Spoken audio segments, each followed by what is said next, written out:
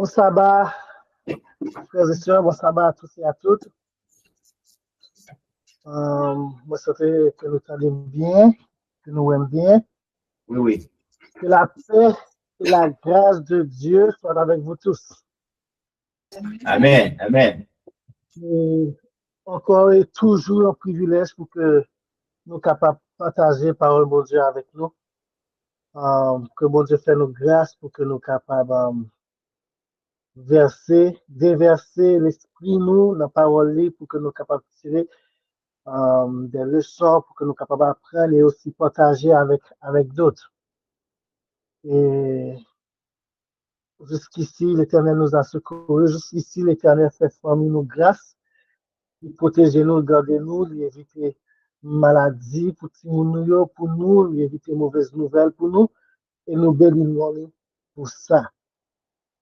Donc, frères et sœurs, nous arrivons dans le quatrième sermon, quatrième présentation sous série nous les promesses de victoire aux sept églises d'Apocalypse. Les promesses de victoire que Jésus-Christ lui-même, le Fils de Dieu, il fait aux sept églises d'Apocalypse.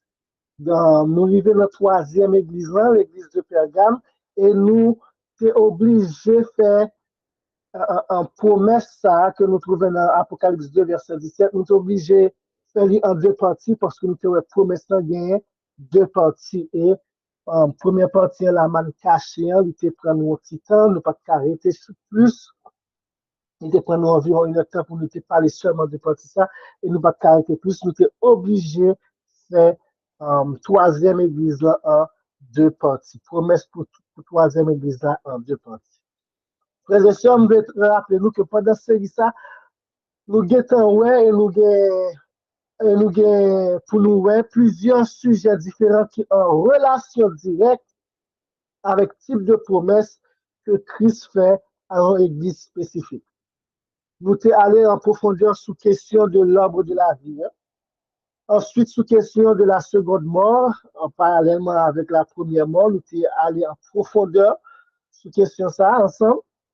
Et dernière fois que nous étions ensemble, nous avons parlé en long et en large sous question de la manne. Tous des sujets qui sont différents l'un de l'autre, mais que Christ lui-même y trouvait qui est essentiel pour que l'Église soit approfondie afin que tu es capable de trouver réconfort et espérance dans les tempêtes, persécutions et tribulations qui ont été pour subir à travers cette période que cette église ça représentée. C'est peut-être ça, frères et sœurs, dans mi-temps, différents sujets ça moi, je veux toujours rappeler nous à chaque début, à chaque message, je veux toujours rappeler nous, parce que des fois, nous allons dans différents sujets, nous sommes capables d'oublier le thème central là qui c'est victoire. Je veux toujours rappeler nous l'importance, premier message, première partie, le premier message que nous t'ai présenté, qui t'a démontré que promesse de victoire ça a fait par Jésus-Christ lui-même dans un contexte côté l'église dans un combat spirituel. L'église dans un combat spirituel. Il est très important pour nous garder ça à l'esprit. Pas seulement pour celui ça, frères et sœurs, mais évitez-nous à chaque fois aussi que nous avons la Bible de Genèse à l'Apocalypse pour que nous soyons capables de voir et changer que cette description de l'histoire de la grande controverse entre Christ et Satan que la Bible a présenté nous. Et nous déjà connaissons qui est-ce qui sortit victorieux. Qui est-ce qui le grand vainqueur? C'est Jésus-Christ, le capitaine de l'armée de l'Éternel des armées. Amen. Donc, promesse de victoire, ça a fait pour nous, nous sommes le premier message, ça fait pour que nous-mêmes, nous capables d'attacher nous à Christ, notre général, pour que nous capables de sortir victorieux, participer dans la victoire, parce que Christ lui-même, dit déjà, c'est le grand conquérant, il a déjà gagné, lutte là, combat spirituel, ça, entre Christ et Satan.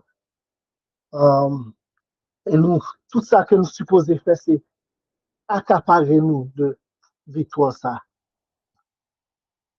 Et nous prenons les jeudis entamer, oui, il a fini, pas seulement entamer, mais il a deuxième partie, promesse à l'église de Pergame. Donc, je invite nous, frères et sœurs, pour que nous soyons capables de relire deux premières promesses que nous voyons. En Apocalypse 2, verset 7, que celui qui a des oreilles entende ce que l'Esprit dit aux églises. À celui qui vaincra, je donnerai à manger de l'arbre de vie, et qui est dans le paradis de Dieu. Deuxième promesse que nous trouvons dans l'Apocalypse 2, verset 11, il dit que celui qui a des oreilles entende ce que l'Esprit dit aux églises. Celui qui vaincra n'aura pas à souffrir la seconde mort. Troisième promesse que nous apprenons aujourd'hui, c'est que celui qui a des oreilles entende ce que l'Esprit dit aux églises. À celui qui vaincra, je donnerai la manne cachée et je lui donnerai un caillou blanc. Et sur ce caillou est écrit un nom nouveau que personne ne connaît, si ce n'est celui qui le reçoit. À nous prier, frères et sœurs.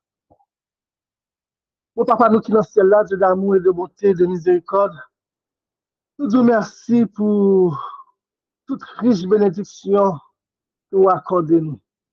Ou bon nous la vie, ou bon nous la santé, ou bon nous le mouvement et l'être, ou bon nous fait nous grâce, mon papa, pour que nous connaissions qui est souillé, et petit tout, pour révéler nos paroles, mon Père. Et nous bénissons pour ça, mon papa. Nous louons pour ça, mon papa. Dans ce moment, ce sabbat béni, mon Père, nous pourrons aller plonger dans la parole, mon papa, nous demandons pour que nous capable ouvrir l'esprit, nous, mon Père, afin que les plus riches bénédictions de ton Saint-Esprit capables de déverser sur nous, afin que nous capables de tirer le son que ou quitter la troisième promesse pour l'Église, et que nous capables de marcher de victoire en victoire après. Fais-nous grâce, est avec nous, pardonnez péché nous. L'Église, le refuge des saints, ça va écouter nous en ligne sur YouTube, à travers Google Meet, mon papa, béni, famille, mon père, béni serviteur, mon papa, qui a porté, mais ça a touché les voix, mon papa, et inspiré en plus de paroles que j'ai déjà écrites, mais que l'esprit capable de bon dans le moment que m'a parlé, des paroles pour que je sois capable de dire pour à ce moment, mon père. Nous grâce, vous êtes avec nous, nous prions, c'est parce que nous voulons nous dire, dans le petit Jésus qui a vu pour tout ce temps. Amen.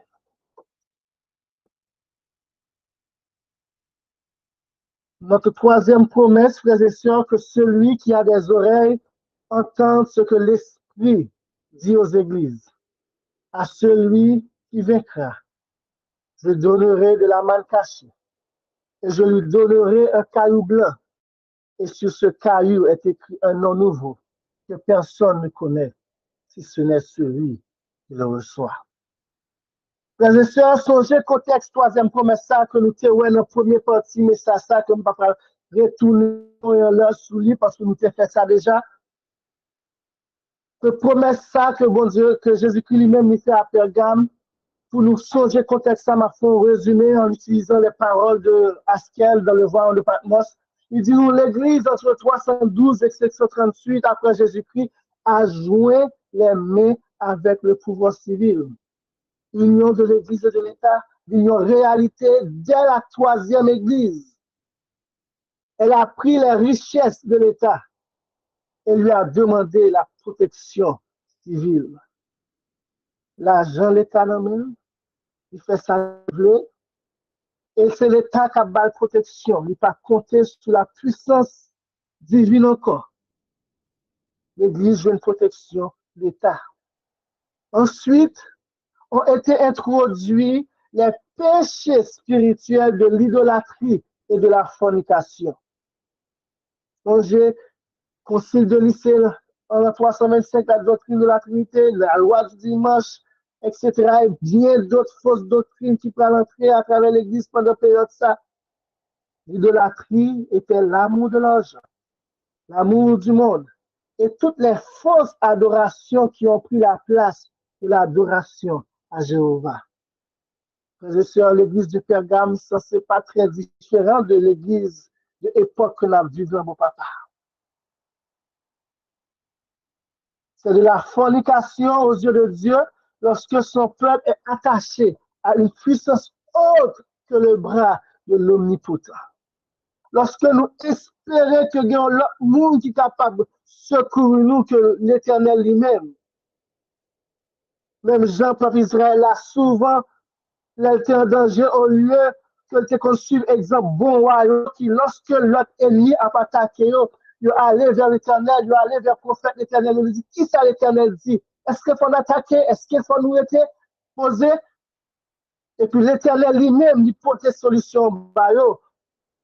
Mais il y a d'autres frères et sœurs, nous, ouais, lorsque ils sont en danger, qui ça a fait? Il allait en Égypte, il a cherché les chevaux d'Égypte, les hommes, les champs d'Égypte. Et le plus souvent, ça a toujours fini en mal pour eux. C'est dans l'optique ça que Christ fait une promesse de victoire, ça. Dans le contexte ça, à celui qui vaincra, je donnerai de la manne cachée. Si ça y est, qui apostat, ils mangent viande qui consacrée aux idoles, les fausses doctrines, sacrés et fidèles, ils repentis, après remporter la victoire, Christ a baillé comme nourriture la manne cachée que nous terroir représenter la parole de vie. Christ, le pain du ciel. Mes frères et sœurs, Christ pas campé là. Il fait l'autre promesse.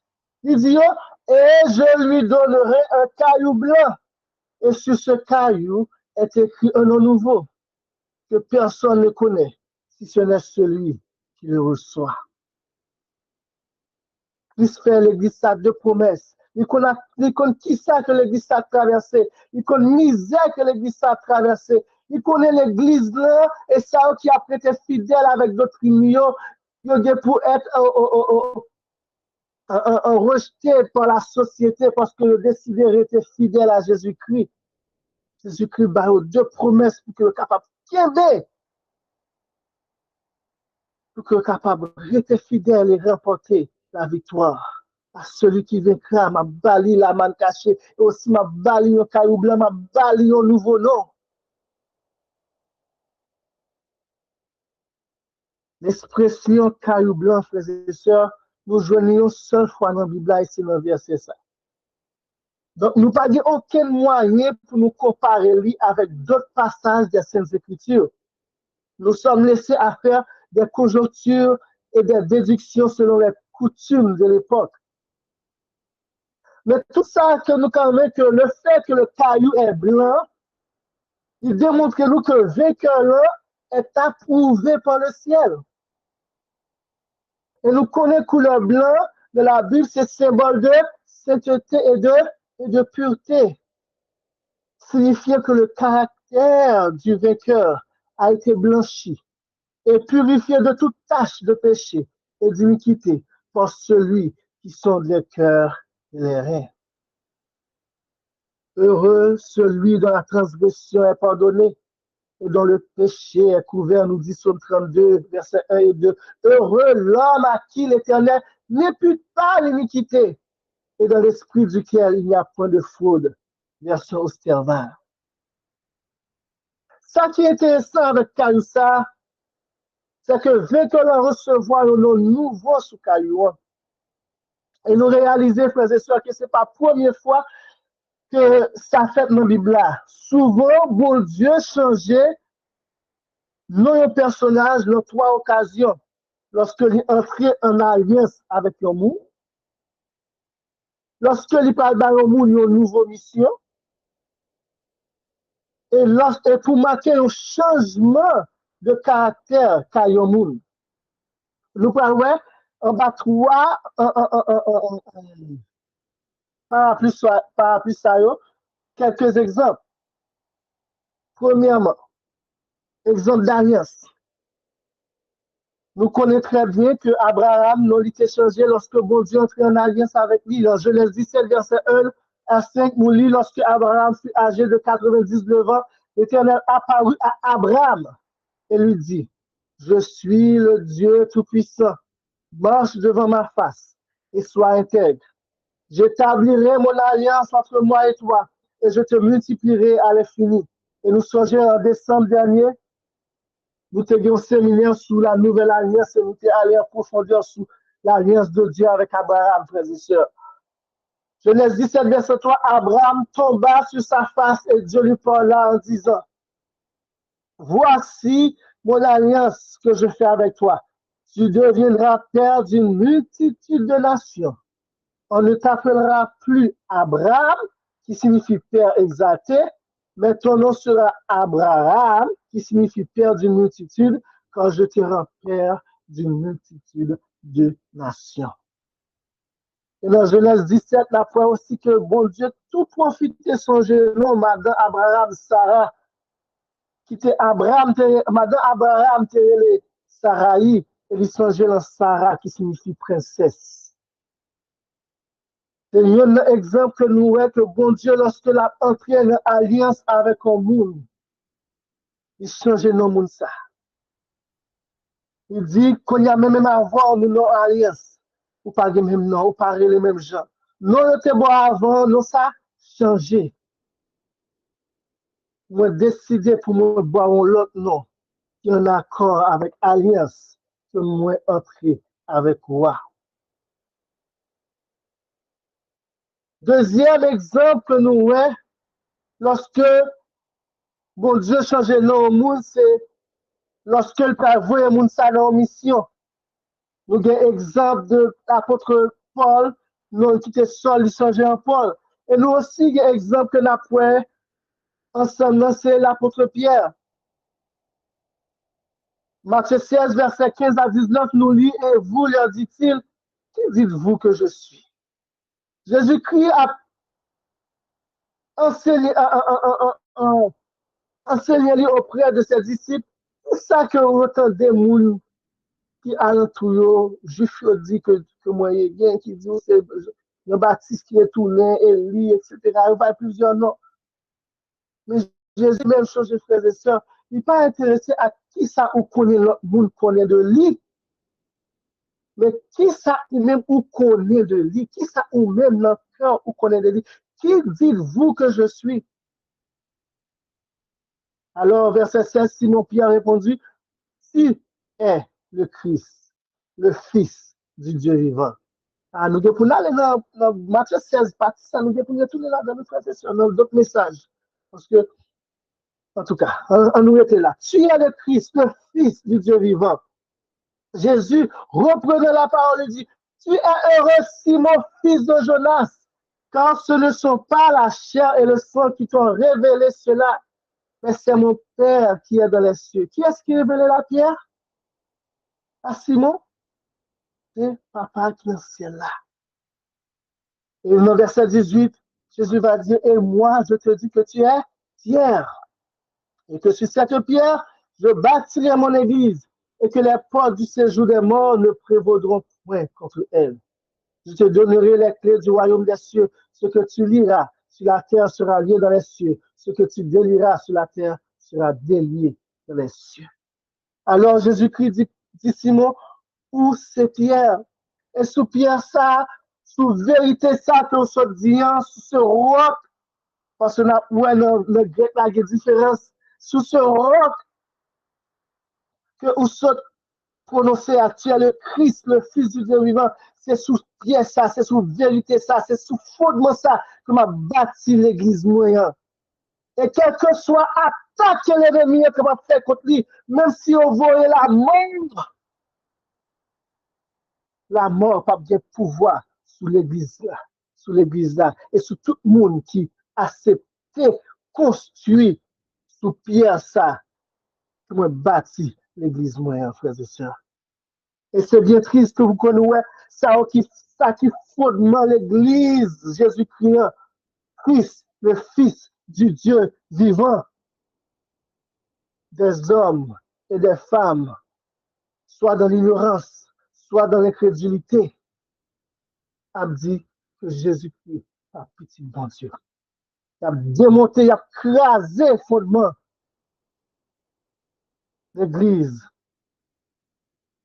que Jésus-Christ lui-même, il construit, il bâtit.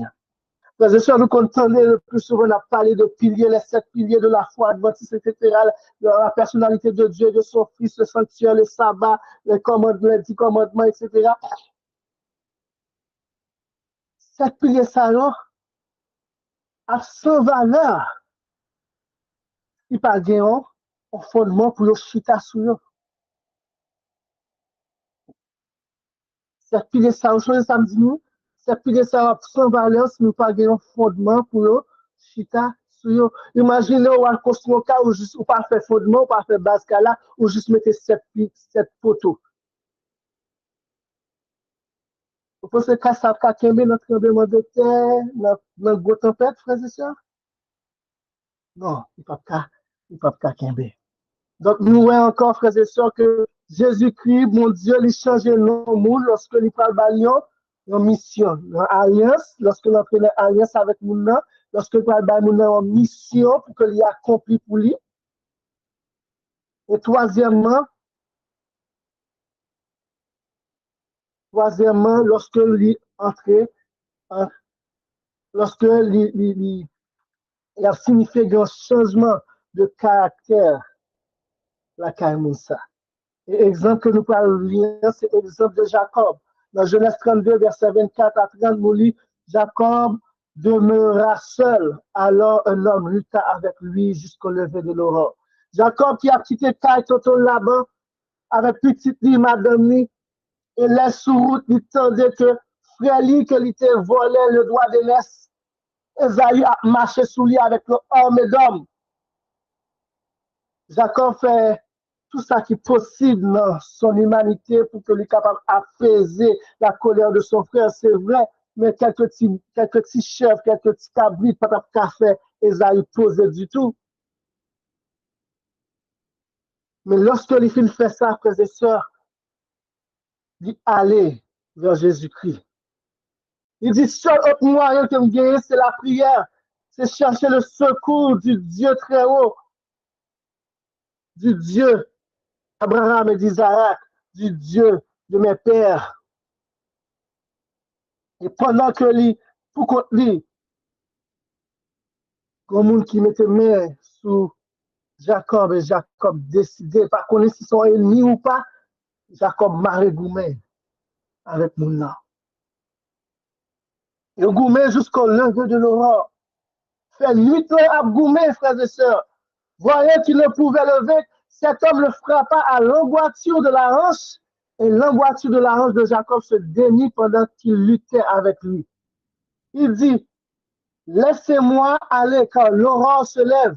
Et Jacob répondit, je ne te laisserai point aller que tu ne m'aies béni. Il lui dit, quel est ton nom? Et il répondit, Jacob. Il dit encore, ton nom ne sera plus Jacob, mais tu seras appelé Israël, qui signifie prince de Dieu. Jacob te signifie trompeur, usurpateur, quand tu as lutté avec Dieu et avec des hommes, et tu as été vainqueur. Jacob l'interrogea en disant, fais-moi, je te prie connaître ton nom. Il répondit, pourquoi demandes-tu mon nom? Et il le bénit là. Jacob appela ce lieu du nom de Péniel, quand dit-il, j'ai vu Dieu face à face, et mon âme a été sauvée.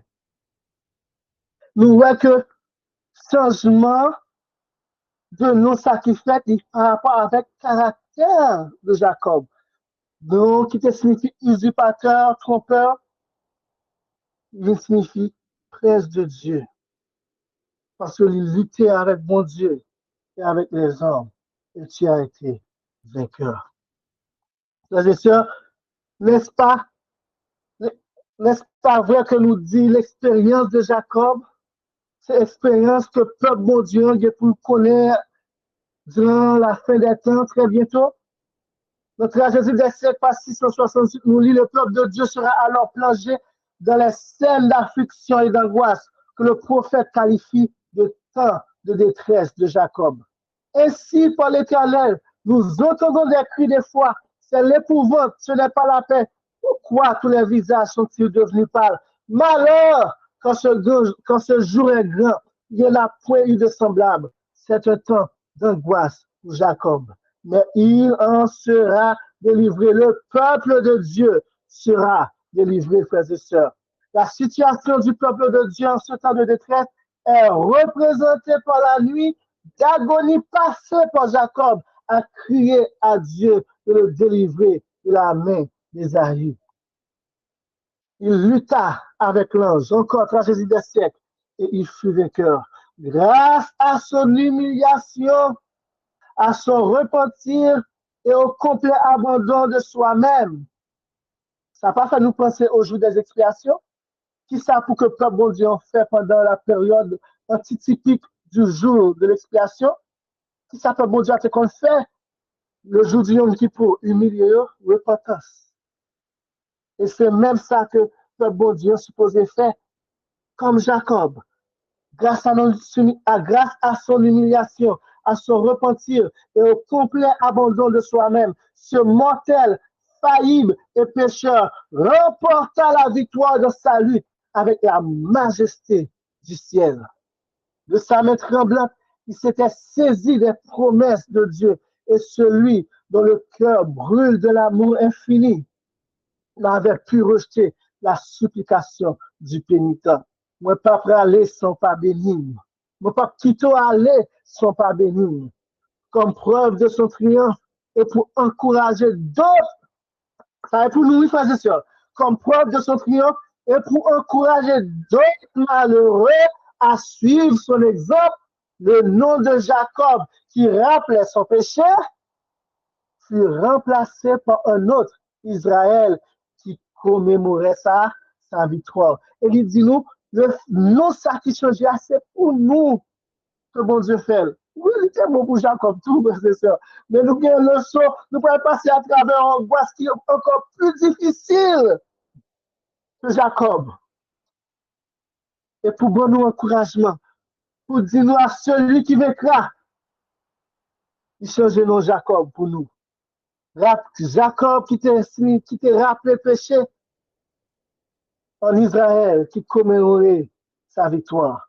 Le fait que Jacob fut le plus fort en luttant avec Dieu devait pour lui un gage de la promesse qu'il serait aussi vainqueur en luttant avec les hommes. Frères et sœurs, si nous luttons dans la prière avec Dieu,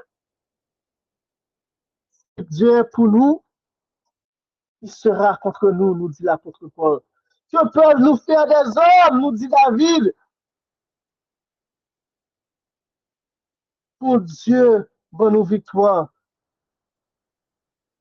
Les hommes qui souffrent, qui se poussièrent, pas qu'à prendre dans nous, pas qu'à bonne nous défaite. Mais à nous de lutter avec Dieu, à nous de s'humilier, de se repentir, de nous abandonner complètement entre les mains de Christ. Le fait que Jacob fut le plus fort en luttant avec Dieu devient pour lui un gage de la promesse, non seulement pour lui, frères et sœurs, mais pour nous tous. C'est gage promesse que avec Christ, nous aurons la victoire. Il ne craignit donc plus d'affronter la colère de son frère. L'Éternel était son défenseur. Même Jean-Jacob pas de crainte pour affronter frère Ésaü.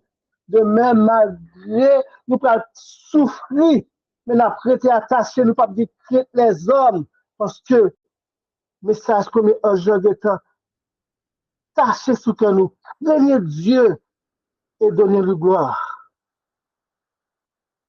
Nous pas craindre personne monde que le bon Dieu, l'Éternel est notre défenseur. Et caillou blanc, ça, frères et sœurs, qui ont un nouveau nom, nous lit, je lui donnerai un caillou blanc, et sur ce caillou est écrit un nom nouveau, que personne ne connaît, si ce n'est celui qui le reçoit. Frères et sœurs, mon grec qui traduit le verset ça par connaître, c'est le mot ginosko. Là, nous allons dans la Bible là, mon grec ça aussi traduit par comprendre. Par exemple, Jean 8, verset 43. Pourquoi ne comprenez-vous pas mon langage? Vous êtes capable de lire verset ça. Pourquoi ne connaissez-vous pas mon langage? Parce que vous ne pouvez écouter ma parole. L'autre verset, nous va avoir plusieurs exemples. Jean 8, verset 27. Il ne comprit point qu'il leur parlait du Père. Il est capable aussi, il ne connaissait point qu'il leur parlait du Père. Et dernier exemple que là-bas, Jean 10, verset 6, Jésus leur dit cette parabole, mais ils ne comprirent pas de quoi il leur parlait. Mais ils ne connaissaient pas de quoi il leur parlait. Qu'est-ce que ça signifie pour nous, frères et sœurs? Qu'est-ce que ça démontre nous? Ou capable de tendre un bagage, ou l'île avec Géo, information pénétrée dans le cerveau. Comme on a dit, oh, mais si mal là dans le cerveau, me connaît. Mais ou pas connaît, frères et sœurs. Parce que si vous pas comprendre ni, ou pas connaître d'après terme grec ça et d'après ça que nous lisons à travers la parole de Dieu dans Jean 8 et Jean 10. Pour connaître un bagage, il faut que vous compreniez. Et pas juste connaître, juste une connaissance superficielle. Il faut une connaissance approfondie de lui. C'est différent ça dans le mot grec qui est sorti par rapport à juste connaître et comprendre. Il y a des gens qui lisent la Bible, frères et sœurs. Information, il chaque jour, il ne pas comprendre. Donc, il ne pas connaître. Songez un Nicolas. Un Nicolas, il est sûr que ce n'est pas la première fois qu'il un prophétie Esaïe ça. Mais il ne pas comprendre. Bon Dieu, voyez Philippe, il fait comprendre. Mon Dieu, lit chaque jour que Jésus est le Fils de Dieu dans la Bible. Mon Dieu, dit, il chantait, etc. Mais on ne peut pas comprendre qui ça signifie tout bon. Dans un sens beaucoup plus profond, il ne pas connaître. Parce que ne pas comprendre. Gagner, ce n'est pas ignorance, frères et sœurs. Mais gagner, ce n'est pas incrédulité, c'est un chef religieux juif. Gagner, ce n'est pas ignorance, c'est peut-être ça. Apocalypse 10 dit-nous, prophétiser encore. Parce que il y a des gens qui supposent connaître cette vérité fondamentale, le fondement de l'Église de Jésus-Christ. Christ, tu es le Christ, le Fils du Dieu vivant. Mais il y a tous frères et sœurs qui mettent toute force, toute connaissance, toute capacité pour combattre. Jésus-Christ dit, pour que ça nous pas comprendre? Pour que ça nous pas comprendre moins, même parler? Une question pour vous, matin, frères et sœurs. Est-ce qu'on connaît, est-ce qu'on comprend? Est-ce qu'on connaît Jésus, petit bon Dieu? Est-ce qu'on connaît Papa lui, Jéhovah? Et frères et sœurs, Matthieu 11, verset 25 à 26, Jésus-Christ lui-même, il dit, nous, en ce temps-là, Jésus prit la parole et dit, je te loue, Père, Seigneur du ciel et de la terre, de ce que tu as caché ces choses aux sages et aux intelligents et de ce que tu les as révélées aux enfants. Frères et sœurs, dans mon matin ça, dans mon moment ça, je ne veux pas pouvoir frapper l'estomac, je ne veux pas pouvoir ouvert corps pour dire c'est parce que je connais, c'est parce que je lis un gros livre, c'est parce que dans l'école qui fait me connaître, me comprendre comme qui est Jésus-Christ en tant que le seul fils engendré de Jésus-Christ. Non, ce n'est pas connaissance, mais c'est une question de révélation, frères et sœurs. C'est parce que Papa, le Seigneur du ciel et de la terre, choisit révéler qui est plié, qui est petit plié. Gloire soit rendue à Dieu. Levez-moi en l'air pour dire merci Seigneur lorsque vous tendez ou pas faire incrédulité ou accepter.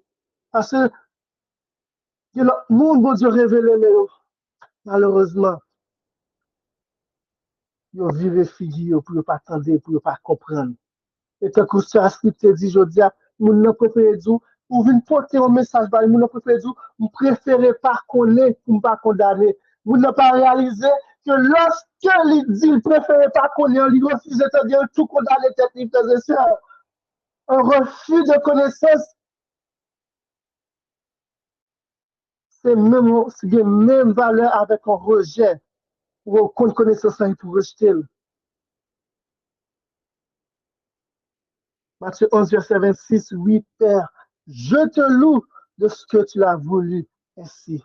Combien de monde qui de piège dit, doctorat, master, maîtrise, frères et sœurs, qui a combattu la vérité que Jésus-Christ est le Fils de Dieu. Mais Jésus-Christ, révélez-nous en bagaille là, frères et sœurs. Papa, décidez, c'est pas aux sages, c'est pas aux intelligents, c'est pas aux savants de ce siècle. C'est pas parce que tu fait gros doctorat. Songez pas comme ça. Lorsque nous disons, c'est ça, pionnier, tu connais, les pionniers, c'est pas que bon petit, c'est pas à l'école, c'est pas que bon petit fermier. C'est mon qui te connaît travail tête, qui connaît un coup de soulier. Mais qu'on a tant dès qui ça monte qui a dans gros l'école, gros université, a dit nous, de mépriser les humbles commencements de l'Église du Seigneur. Mais gloire soit rendue à Dieu que volonté papa, c'est que révélation de qui est lié, pas fait aux sages et aux intelligents et aux enfants.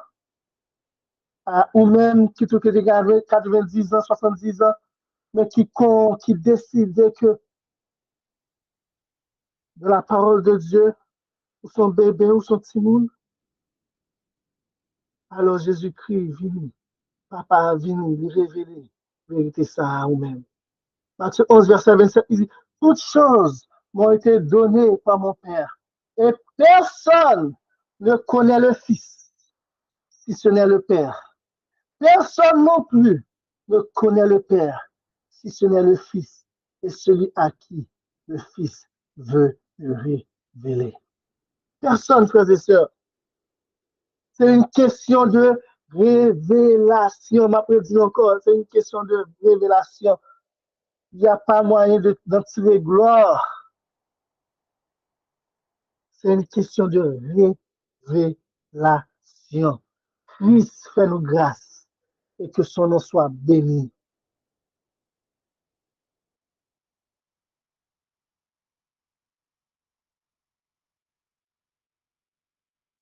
Et c'est dans ce sens-là, en effet, moi, un petit gens pour un chemin de détour, mais m'a tourné dans la promesse là, que personne, un nouveau nom que personne ne connaît. C'est dans ce sens-là.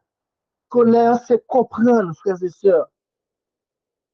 Sinon, celui qui le reçoit, c'est comprendre, c'est dans ce sens-là. Pas comprendre, en effet, c'est dans ce sens-là, pas comprendre que personne ne connaît nous nouveau nom que Christ vient pour nous. Ne pas comprendre la signification profonde de lui. Parce que c'est à partir de l'expérience personnelle, c'est à partir de l'expérience individuelle, de victoire, nous dans la lutte, que nous chaque mêlés contre les péchés spirituels, de l'idolâtrie et de la fornication, que Jésus-Christ a bon nous venons par nous. Et expérience nous chaque a différent de l'expérience de l'autre.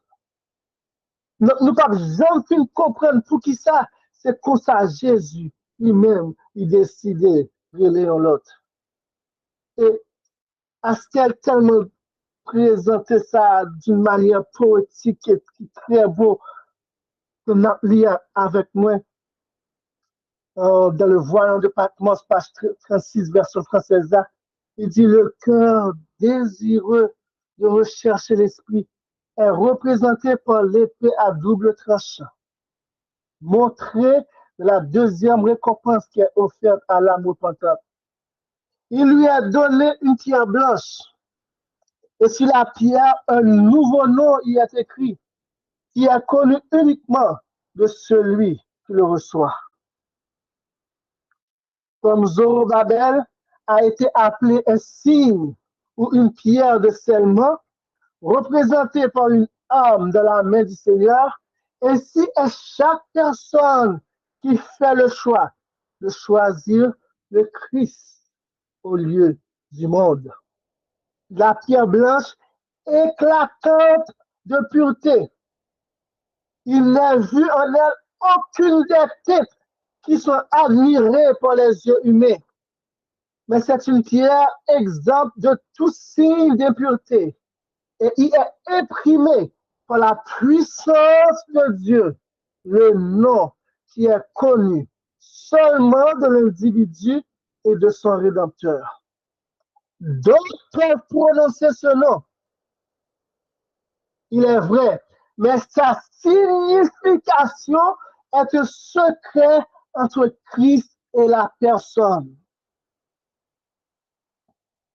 Parce que le péché, pour combattre avec elle, ou mettre attendre tout le monde de prière, mais pas jamais dit l'église, mais tel bagage.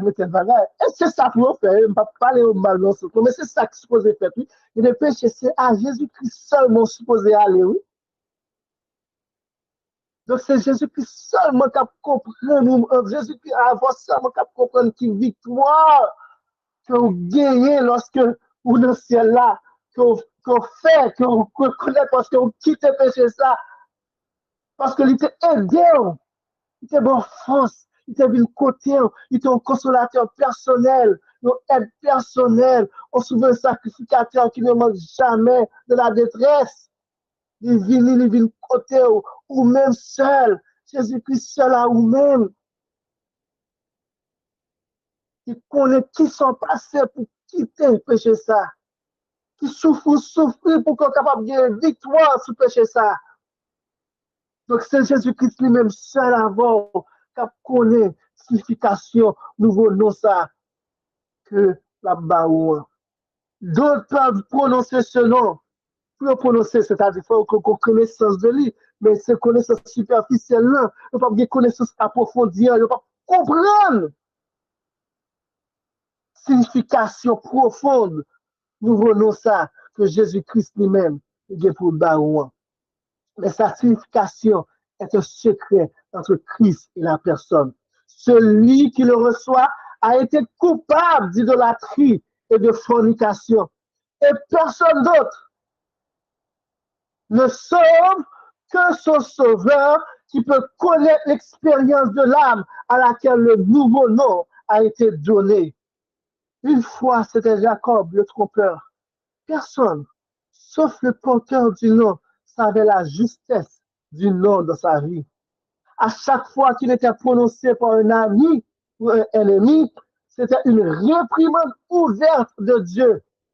Et lorsqu'à la fin de la nuit de lutte, l'ange lui dit, ton nom est Jacob, ton nom ne sera plus appelé Jacob, mais Israël sera ton nom, un prince de Dieu.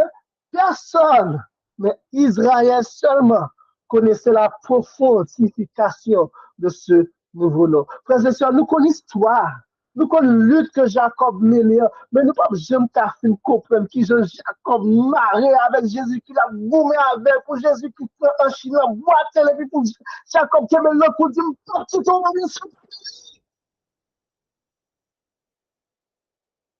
ne pouvons jamais comprendre. C'est seul Jacob qui comprend qui s'est passé dans le moment ça. Il y a la mort d'évangile, il y a la mort fournie d'évangile. Et pour chaque grain de nous qui a lutté avec le péché, c'est ça nous-mêmes comprendre lorsque bon Dieu donne nous victoire et avec nouveau nous ça, qui ça signifie, frères et sœurs. Christ, qui est pour nous un nouveau nom, à celui qui m'éclate, à celui qui était fidèle, à celui qui priait l'idolâtrie et la fornication, à celui qui fuira la fausse adoration, à celui qui restera fidèle à Jésus-Christ dans le temps de tempête, dans le temps de persécution, tribulation, à celui-là, la balle, un nouveau nom. Frères et sœurs,